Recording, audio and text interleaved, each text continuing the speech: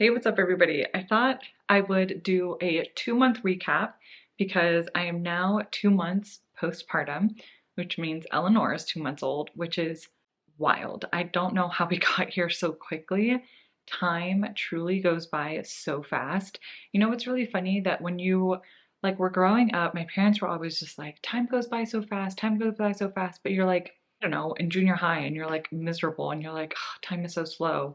Or I was in residency and in a really hard rotation, I was like, oh my God, this is dragging on. But looking back on my life, time truly does go by so fast. Like when your parents say that, it, it's true. It's like, I feel like I blinked and now I'm 2 months postpartum and I have to go back to work in a month and it's just like a lot. If you're new here, welcome to my YouTube channel. I am Dr. Ali. I'm an OBGYN. I share a bunch of educational content on this channel, but I also share my personal life. I recently just had a daughter, like I said in the beginning. Hello. Anyway, today we're going to talk about me being 2 months postpartum, what I've liked, what I haven't liked, what I've learned. I made a list on my phone, and let's jump right in.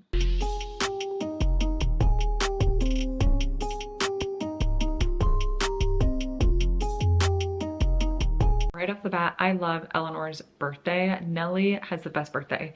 She was born on Veterans Day, so one, she'll always have her birthday off, or at least the weekend off, which is nice if we want to do like a party or get out of town or like a weekend getaway or something like that. It's always going to be a long weekend, which is cool. I myself was born on Thanksgiving and I always really liked it growing up because it felt like a big family party. We would either travel to go visit family or people would come to our house and hang out, and I always really liked that as a kid.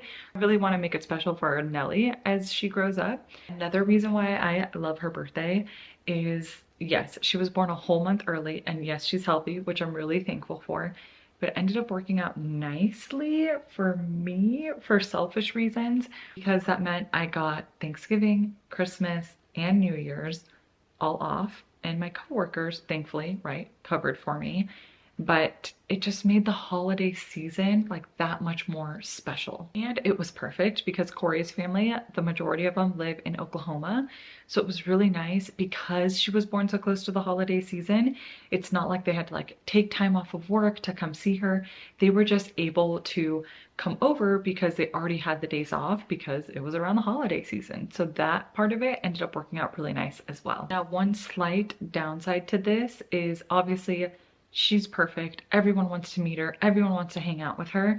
But it's like for Corey and I to want to like establish traditions, I feel like it was harder because there's always someone in town, always someone wanting to hang out, which is great, which I'm not complaining about. But I think because being so like remote, like postpartum, you're just like in this fog. It's hard to describe. And you're like, oh, I want to do this and that. But then you look at Nellie and you're like, oh, she's also like 2 weeks old. Like she's not going to remember this. So it's just like a mind game. It truly is a mind game where I was feeling a little bit like I just want it to be us three, which I think again is also a good thing. And we did end up establishing those boundaries with certain people, but it's just, there's so much that goes into it. It's a mind game, there's hormones, there's like, you need help from other people, so you don't want to seem like ungrateful either. It's like, it's hard to find that balance, but we did it, and I'm so thankful for everyone involved, and I'm thankful for the holiday season. It was beautiful, it was fun. But now that it's January and she's 2 months old, I feel like since January started, now we're kind of in our routine, like Corey, Nellie, and I, and it feels really good. And by that too is that we're going to start establishing more date nights, which is really fun. So we went on our first date night where we left Nellie with my mom and my sister, and for Christmas I got Corey this little date night like card thing, and you scratch it off and it tells you what to do. I don't have it with me right now, but I'll put a picture on it. I got it on Etsy. And we were like, okay, this past week, we were like, this is it. We're going to do it. We need time for just us two. And it was awesome. It was so much fun. We went to an arcade and just played the arcade games. We had dinner, and it was just really nice to get out of the house, not have to worry about a diaper bag, a crying baby, or anything like that, knowing that she was safe. And my mom and my sister are obsessed with her, so they were like, anytime you want us to do this, like, please call us. And so that was really fun for them too. So it was like a win-win all around. One thing everyone asks me about, especially on Instagram, is Nellie's sleep schedule, what we did, all that kind of stuff. Nellie is a great sleeper. Knock on wood that that continues. I know it may not, but for right now, I'm loving it. I posted on Instagram the other day, but Nellie has been sleeping 6 to 7 hours. Last night she slept 7.5 hours. First, I was just like, is this safe? Like, do I need to wake her up to feed her? I talked to my pediatrician and she's like, that's perfect. Don't tell anyone. Don't tell your friends that she's doing this because not all babies do that. And every single baby is different. So I don't know that it's like, if you were to follow exactly what Corey and I do, is your baby going to sleep 7 hours a night? Probably not. And that's okay. They're babies. And I have that expectation of like, I don't expect her to sleep 7 hours every single night. I'm prepared that some nights it may be 2, sometimes 3, 4. It's going to change as she grows, and that's normal. She's a baby. But because everyone keeps asking what we did the taking care of babies, which I think I've mentioned before, but I'll link it down below. This course was amazing. We probably started it when she was about 2 weeks old. Now, was it perfect, or is it perfect every single night or every single day? Absolutely not. But now I'm more familiar with like her sleepy cues, when I need to put her down for a nap, when she's asking me for a nap, when to feed her, her wake windows, tummy time. I feel like it created a schedule without creating a schedule. If you know the course, you know that she gives a schedule, but that it's just like a loose outline of what it's supposed to look like. And that's the expectation I've had going into it, and that's what I've been doing. The other thing, when I want her to fall asleep at night and be like, this is nighttime, you're going in your crib, that's the other thing. She is sleeping in her room by herself. Corey and I are in our room. The first month, so the first 4 weeks, I was sleeping in her room with her because she was not sleeping 7 hours. She was maybe giving me 2 to 3 hours in the first month, which was fine. But because Corey had started going back to work, and Corey is one of those people that needs a lot of sleep, which is healthy, all of us should. But I think with my residency training, I was okay or better at being okay with like a 3 to 4 hour stretch, waking up and being able to fall back asleep and then be functional throughout the day. Just because residency and my job doing 24-hour call, that's what we do. We rest and then we get a phone call for a delivery or a surgery. We do it and then we fall back asleep. So I feel like mentally I was more prepared for that. So we got a day bed in Nellie's room, and so I was sleeping in there with her, which that first month I really loved. It was like I had my own little roommate, and at night I'd be like, good night, girlfriend, like, yay. I don't know, it just felt really special, and I liked that time together, especially because she was so little. And anyway, where was I going with this? Oh, at night, when I want her to fall asleep, or for Nellie to know like, hey, this is your last feed, whatever time. That's the other thing, we don't have like a bedtime for her. Again, she's a baby, so she's gonna wake up when she's hungry, and sometimes it's hard to predict because that can happen whenever. So say we want to go to bed at like 10 o'clock, then at 9 I will wake her up. If she's asleep or she's not asleep, I will just feed her. I will breastfeed her for about 30 minutes, and then I will give her a 4-ounce bottle of formula. I don't know if there's any truth to this or not, but I have found that she sleeps the best with formula.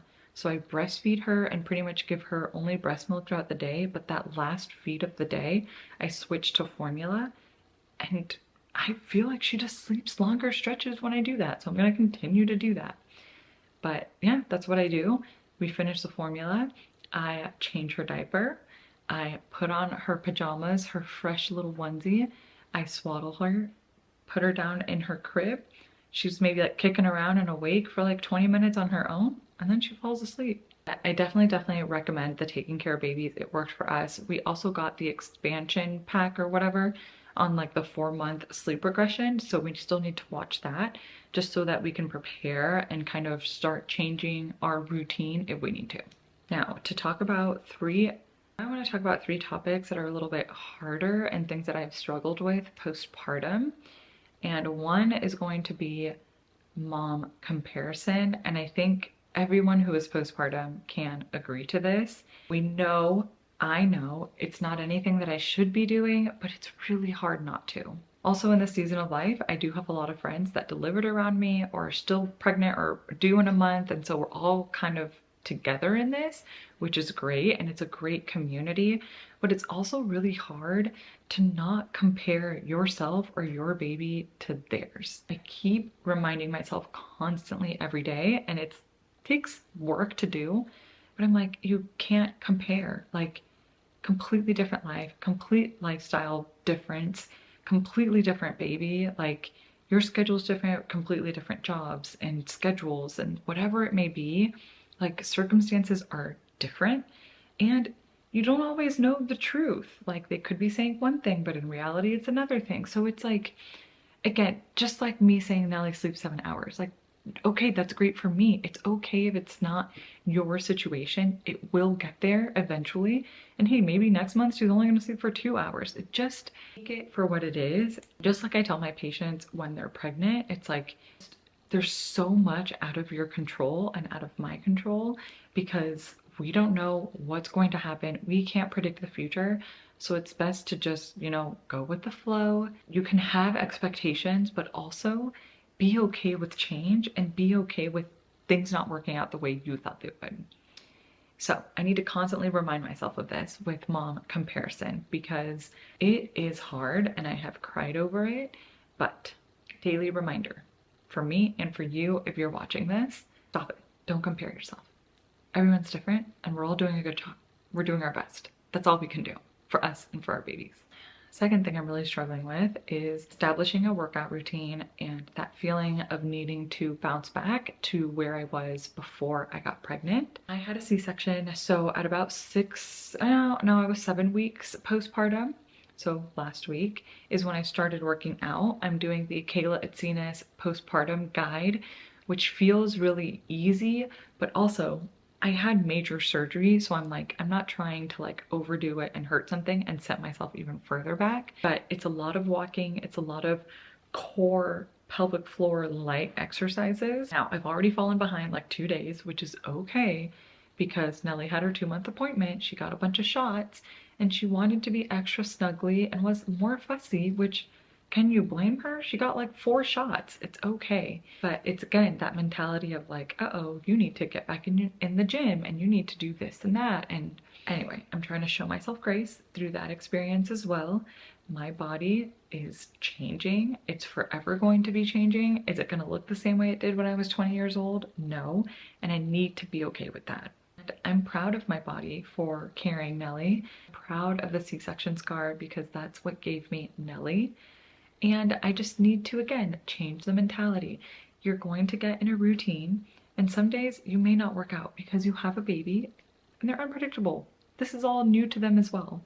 So it's just, again, a constant reminder that I'm doing okay. You're doing okay. Another thing I'm struggling with is if I'm doing enough for Nellie. Now, this isn't so much as comparing myself to other parenting styles, but sometimes I worry that I'm not reading enough to her or talking to her enough, or doing enough tummy time or engaging with her. I really try and read a book to her every day, even though she's a newborn. And I really try and talk to her in Spanish and English because we want her to be bilingual.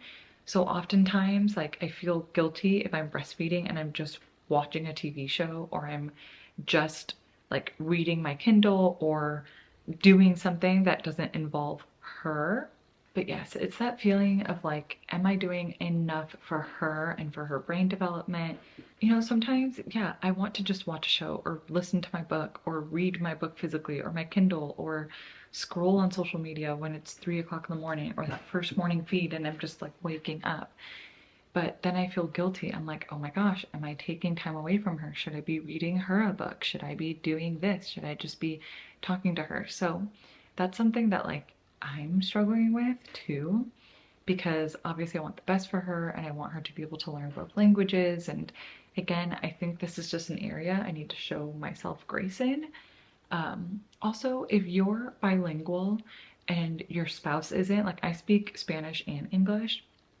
Corey only speaks English, although he's doing Spanish Duolingo and he's trying really hard.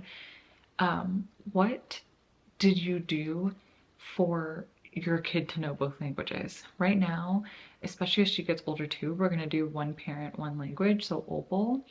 A lot of the times too, when I'm talking to her now, I know she's just a newborn, but I will be like, oh, there's your hand, here's your manita. I'm like, your eye, ojos, like blanco, white. Like I'll say it in both.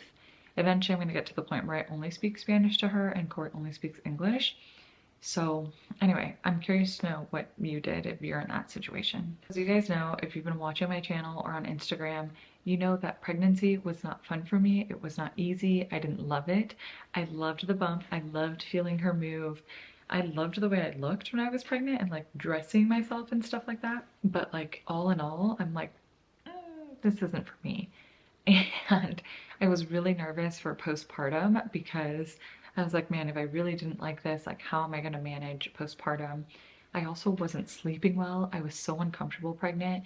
The amount of times you have to wake up to pee in the middle of the night is frustrating. Like, I was just really nervous for postpartum.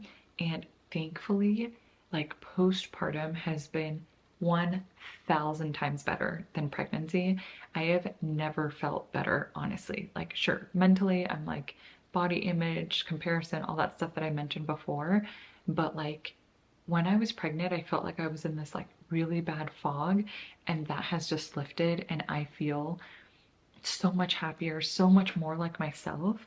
So I have been having a great time. Sure, do I cry a lot more? Am I more emotional?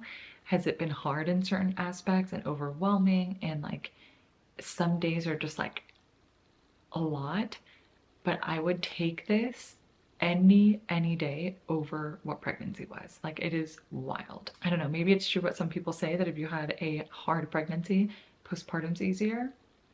I don't know. I guess maybe there's some truth to that in my situation. Okay, I'm gonna go ahead and end this video here. If you are similar to me, being 2 months postpartum or anything like that, I want to get your advice and your thoughts, and how are you handling things? Just because I like this community, I learn a lot from you guys, and I hope you learn from me. And I'm trying to be as open and as transparent as possible. But yeah, don't compare yourself. Comparison is the thief of joy. Let's remember that.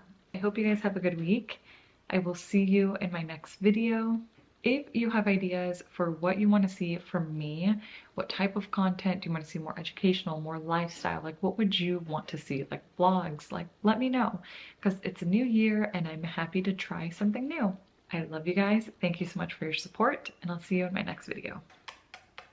Bye.